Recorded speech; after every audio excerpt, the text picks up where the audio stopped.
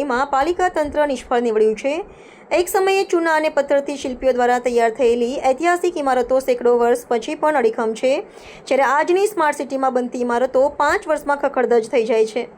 પાલિકા તંત્રએ ફક્ત જૂની ઐતિહાસિક ઇમારતોની જાળવણી અને મરામત કરવાની છે, તેમાં પણ તંત્ર યોગ્ય ધ્યાન આપતું નથી। 4 મહિના પહેલાં માંડવી દરવાજા પર અચાનક એક તરફના પિલ્લર પર તિરાડો દેખાતા વડોદરાના મહારાણી રાધિકા રાજે ગાયકવાડ દોડી આવ્યા હતા, જે બાદ ઇમારતનું સમારકામ શરૂ કરવાને બદલે ટેકા મૂકીને કામચલાઉ આયોજનો કરવામાં આવ્યા હતા।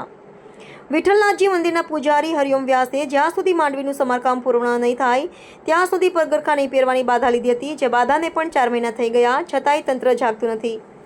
ગત રાત્રે ફરી એકવાર જર્જરિત થયેલ માંડવી દરવાજામાંથી કેટલોક ભાગ તૂટી પડતા પૂજારી હરિઓમ વ્યાસ સ્થળ પર દોડી આવ્યા હતા, જોકે પાલિકાનો કોઈ અધિકારી જોવા સુદ્ધા આવ્યા ન હતા અને સત્તાધીશો સામે આકરા પ્રહારો કર્યા હતા। છેલ્લા 130 દિવસથી ખુલ્લા પગે રહી માંડવી નીચે તપ કરું છું અને એ તપ કરવાનો મુખ્ય ઉદ્દેશ જ એ છે કે મહાનગરપાલિકા ઝડપથી વડોદરાના ઐતિહાસિક વારસાનું રિસ્ટોરેશન કરાવે અને એની જાળવણી રાખે અને માંડવી જે જર્જરિત પિલ્લર છે એનું ઝડપથી કામ કરાવે। પરંતુ કહીએ ને કે 130 દિવસમાં જે જર્જરિત પિલ્લર છે એ પિલ્લર માટે આજ દિન સુધી કોઈ કામગીરી થઈ નથી અને પાછા જે ટેકા માર્યા, ગડરો માર્યા, એની લીધે માંડવીને વધારે ડિસ્ટર્બ કરી નાખી। હવે આ પિલ્લર અમે છેલ્લા 6 મહિનાથી રજૂઆત મીડિયાના માધ્યમથી કરતા હતા કે આ માઇનો તિરાડો નથી। હવે એ તિરાડો તો રહી નથી, પણ પિલ્લરના મોટા મોટા ભાગો છૂટા થઈને પડવા માંડ્યા છે। છતાંય અમે મહાનગરપાલિકાને કહેતા હતા કે જર્જરિત જે પિલ્લર છે એના જે ભાગ પડી જાય છે એને ઉતારી લો, પણ એ લોકો એ પણ ઉતારવાની ઉદાસીનતા રાખી। તો ગઈકાલે રાત્રે 9 વાગે આ પિલ્લરમાંથી એટલો મોટો ભાગ છૂટો પડીને નીચે પડ્યો છે કે ભગવાનની કૃપાથી કોઈને વાગ્યું નથી, બેરિકેડ લગાવ્યાના હિસાબે કોઈની અહીં અવર જવર નથી।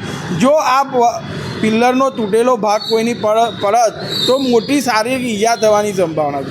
સૌથી દુઃખની વાત એ છે કે મીડિયાના માધ્યમથી અમે ગઈકાલે રાતે પણ જણાવ્યું કે કમિશનરશ્રી અહીં આવે અને ઝડપથી આની કામગીરી કરાવે, પણ કાલ રાતથી આજે બપોરના 1 વાગવા આવ્યો, આજે 15 કલાક વીતી ગયા પણ મહાનગરપાલિકા દ્વારા કોઈપણ જાતની કામગીરી કરવામાં નથી આવી। એટલે સતત અમને એવું લાગે છે કે મહાનગરપાલિકાને હેરિટેજ વારસાની કોઈ ચિંતા જ નથી અને વધારે ને વધારે નુકસાન થાય એની રાહ જોઈ રહ્યા છે। કારણ કે અમે છેલ્લા 10 વર્ષમાં એટલા બધા આવેદનપત્ર આપ્યા, એટલી બધી રજૂઆતો કરી, તોય કોઈ કામગીરી કરી નથી।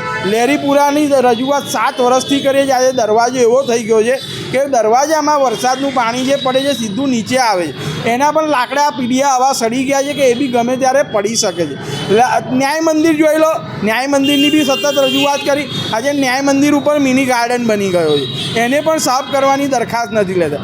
આંબેડકરનો વાડો લઈ લો કે જે તો સૌથી વધારે જર્જરિત છે કે જેને પ્રાયોરિટી આપીને કામ કરવું જોઈએ। તો મહાનગરપાલિકાના કમિશનર આજે 120 દિવસ પહેલાં માંડવી નીચે આવીને કહી ગયા હતા કે અમે ઝડપથી કામ કરાવીશું। તો આ ઝડપથી કામ ક્યારે, કયા તમે ઝડપ કોને કહો છો? 120 દિવસ વીતી ગયા કે આટલો તો સમય લીધો, હજી સુધી કોઈ કામગીરી નહીં। સતત મીડિયામાં કહે છે ટેન્ડરિંગ પ્રોસેસ ચાલે છે, ઇજારો આપવાનો છે, સુમેશ મોદીને કામ સોંપાઈ ગયું છે, 10 કરોડ રૂપિયા ફળવાઈ ગયા। જો પૈસા ફળવાઈ ગયા તો એની કામગીરી કરાવો।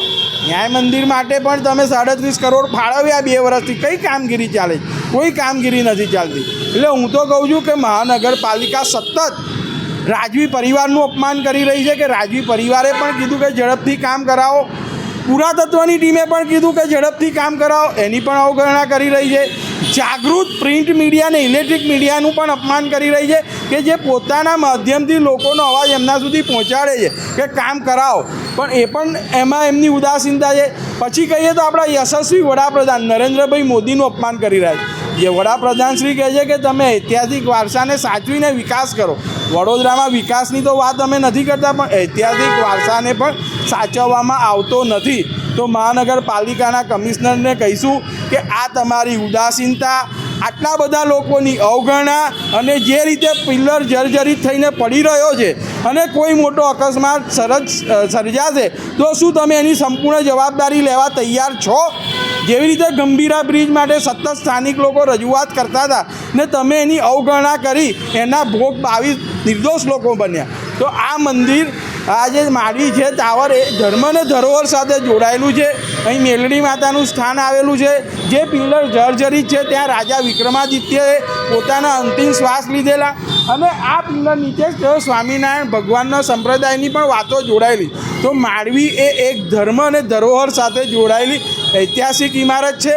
માંડવી એ વડોદરાનું બ્રહ્મસ્થાનમાં આવેલું ટાવર છે અને આપણા વાસ્તુશાસ્ત્ર પ્રમાણે બ્રહ્મસ્થાનનું ખૂબ મહત્ત્વ હોય છે. એનું એક પિલ્લર જર્જરી છે, એ બહુ ખરાબ વાત કહેવાય વડોદરા શહેર માટે. અને જે રીતે આપણે આપણા ઘરમાં ઘડિયાળ બંધ નથી રાખતા, તો માંડવી ટાવરની 2 ઘડિયાળો છેલ્લા 1.5 વર્ષથી બંધ પડી છે. તો એ ઘડિયાળો પણ ચાલુ હોવી જોઈએ. જો ઘડિયાળ બંધ હશે તો શહેરનો વિકાસ પણ અટકી જશે. તો મહાનગરપાલિકાએ આ બધી બાબતોની ગંભીરતા રાખી અને ઝડપથી કામગીરી કરાવવી જોઈએ. વારંવાર મીડિયામાં નિવેદન આપવા છતાં પણ તમે મોડું કરી રહ્યા છો. હવે વડોદરાની પ્રજા સમજી ગઈ છે કે તમને કામ કરવાની ઈચ્છા શક્તિ નથી.